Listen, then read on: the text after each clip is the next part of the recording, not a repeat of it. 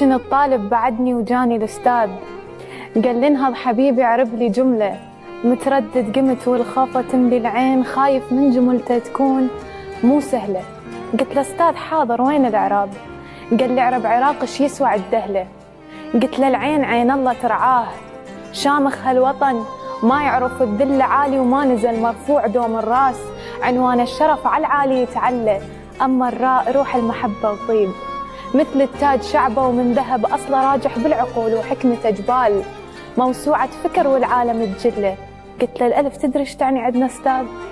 معناها كبير وصعبة توصل له أهل المرجلة وأولاد الأشراف، أبطال البالشدايد ناس ما تخلى رجال بالنوايب تحرق الكون، وعلى شتوف المناية تفوت محتفلة وقافل بالأخير تهز الإحساس.